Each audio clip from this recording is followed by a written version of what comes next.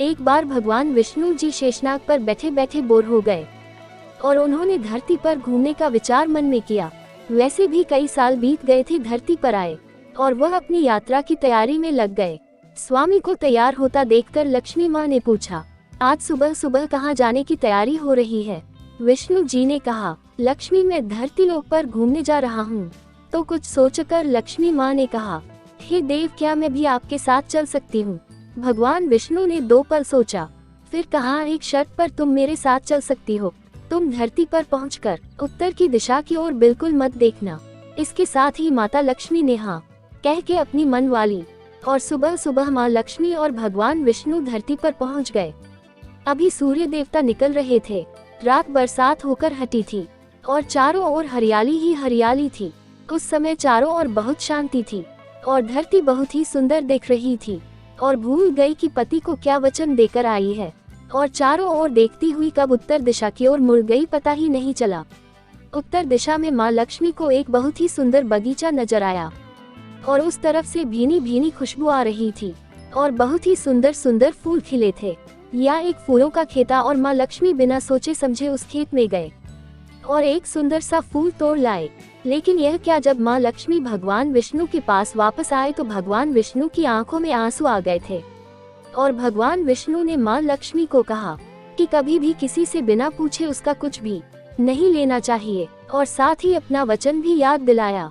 माँ लक्ष्मी को अपनी भूल का पता चला तो उन्होंने भगवान विष्णु से इस भूल की माफी मांगी। तो भगवान विष्णु ने कहा कि जो तुमने जो भूल की है उसकी सजा तो तुम्हें जरूर मिलेगी। जिस माली के खेत में तुम भी नए बिना पूछे फूल तोड़ा है, यह एक प्रकार की चोरी है। इसलिए अब तुम 3 साल तक माली के घर नौकर बनकर रहो, उसके बाद मैं तुम्हें बैकुंठ वापस ले जाऊंगा। माँ लक्ष्मी ने चुपचाप सर झुकाकर हाँ कर दी और माँ लक्ष्मी एक गरीब औरत का रूप धारण करके उस खेत के मालिक के घर गई। घर क्या एक झोपड़ा था और मालिक का नाम माधव था। माधव की बीवी 2 बेटे और 3 बेटियां थी। सभी उस छोटे से खेत में काम करके किसी तरह गुजारा करते थे। महालक्ष्मी जब एक साधारण और गरीब औरत बनकर माधव के झोपड़े पर गई तो माधव ने पूछा, वही तुम कौन हो और इस समय तुम्हें क्या चाहिए? तब माँ लक्ष्मी ने कहा, मैं एक गरीब औरत हूँ, मेरी देखभाल करने वाला कोई नहीं है, मैंने कई दिनों से खाना भी नहीं खाया, मुझे कोई भी काम दे दो, साथ में तुम्हारे घर का काम भी कर दिया करूँगी, बस मुझे अपने घर में एक कोने में आसरा दे दो। माधव बहुत ही अच्छे दिल का मालिक था, उसे दया आ गई, लेकिन उसने कहा, वही मैं तो बहुत ही गरीब हूँ, मेरी कमाई से मेरे घर का खर्च मुश्किल से चलता है, लेकिन अगर मेरी 3 की जगह 4 बेटियां होती तो भी मैं अपने गुजारा करना था। अगर तुम मेरी बेटी बनकर जैसा रुखा सुखा हम खाते हैं उसमें खुश रह सकती हो तो बेटी अंदर आ जाओ। माधव ने माँ लक्ष्मी को अपने झोपड़े में शरण दे दी और महालक्ष्मी 3 साल उस माधव के घर पर नौकरानी बनकर रही।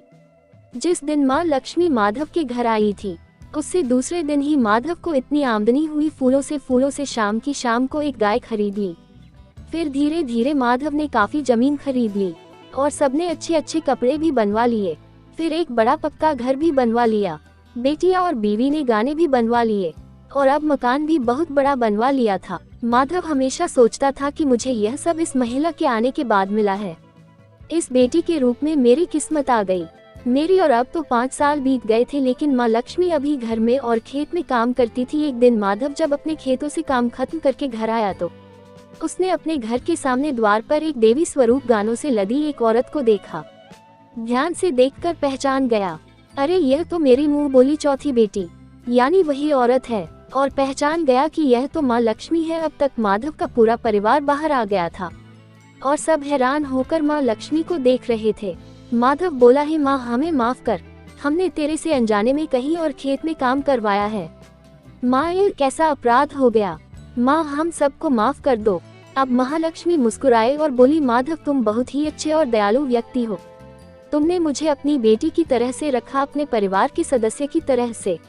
इसके बदले मैं तुम्हें वरदान देती हूँ कि तुम्हारे पास कभी भी खुशियों की और धन की कमी नहीं रहेगी, तुम्हारे सारे सुख निकलेंगे मिलेंगे जिसके तुम हकदार हो।